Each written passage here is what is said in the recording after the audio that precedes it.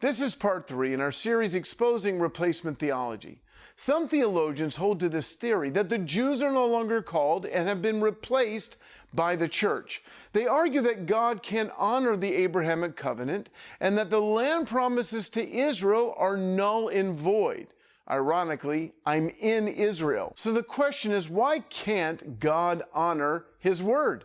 Why can't there be a theology that says God can honor both the Abrahamic covenant and the New Covenant? That in the New Covenant era, God is saving Jews and Gentiles even while there is still grace upon unbelieving Israel, as it clearly states in Romans 11:28. As far as the gospel is concerned, they are enemies for your sake. But as far as election is concerned, they are loved on account of the patriarchs. Verse 29, for God's gifts and His call to Israel are irrevocable. The Abrahamic covenant is not salvific.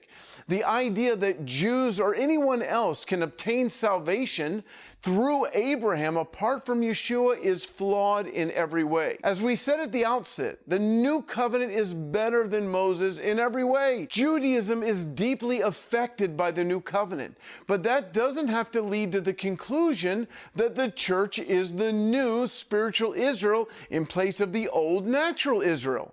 There's not one verse in the New Testament that clearly states God is no longer working through ethnic Israel and that her promises have been transferred to the church. That is like me telling my wife that I met someone new. I'm not really committing adultery because when I made my covenant to her, I was actually looking forward to the woman I would meet in the future. Now that's ridiculous, but that's exactly how replacement theology presents God's promise of faithfulness to Israel. In fact, that is the whole point of Hosea chapter 3. It's to say that God will be faithful to Israel even when she is not. And let's be clear, the New Testament, while showing that tens of thousands of Jews did embrace Yeshua, you can see that in Acts chapter 21, verse 20, it also shows strong resistance to the message of the gospel. But still, God is committed to be faithful to Israel even in unbelief. As Paul says regarding Israel, what if some were unfaithful? Will their unfaithfulness nullify God's faithfulness? Not at all. Let God be true and every man a liar. The original Abrahamic covenant was confirmed through physical circumcision, not faith, and pertained to the blessing of God on Abraham's descendant and the promise of the land of Israel. And the covenant was forever. My Old Testament professor used to say, and if you look up the word forever, in the original Hebrew, it actually means, well, forever. Again, this is not a promise of eternal life, but blessings and the land of Israel. God can be 100% faithful to His promise to Israel while still being faithful to the body of believers. If you say that the new covenant cancels out the Abrahamic covenant, meaning God's promise of the land of Israel to the Jews, what do you do with this passage, in addition to many more like it? For I will take you, Israel, from among the nations and gather you from all the countries and return you to your own soil. Then I will sprinkle you with clean water and you will be clean. I will cleanse you from all your uncleanliness and from all your idols. I will give you a new heart and put a new spirit in you and take the stony heart out of your flesh and give you a heart of flesh. I will put my spirit inside you and cause you to live according to my laws, respect my rulings, and obey them. You will live in the land I gave to your ancestors. You will be my people, and I will be your God. This is just one of scores of passages that predict the Jewish people returning to the land of Israel. Yet it also predicts revival among the Jews who return to Zion. And that, my friends, is my spiel.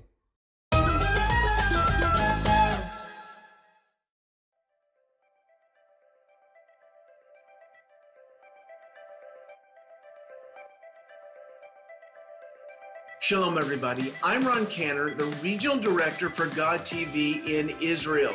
And I got to tell you something. I moved to Israel almost 20 years ago with one goal in mind: to reach my people with the good news of Yeshua the Messiah. And not long ago, we birthed something called Shelanu.tv. Because of you, because of the gifts of God TV partners, Shelanu.tv, a cooperative ministry with many Israeli ministries and Arab ministries, Shelanu TV became the first Hebrew-speaking messianic cable channel broadcasting the good news of Yeshua to the nation. Now, as you probably know, we were taken off the air a few months after that. And within 3 hours, we were back up on the internet, on Facebook, on YouTube. We are not giving up and we're not backing down. We love the Jewish people. As I said, I moved here because of this burning love inside of me for them to know our Messiah. In fact, we call Shelanu, Shelanu, because it means ours. And Yeshua, hu echad me'etanu, he is one of ours. He came from this nation.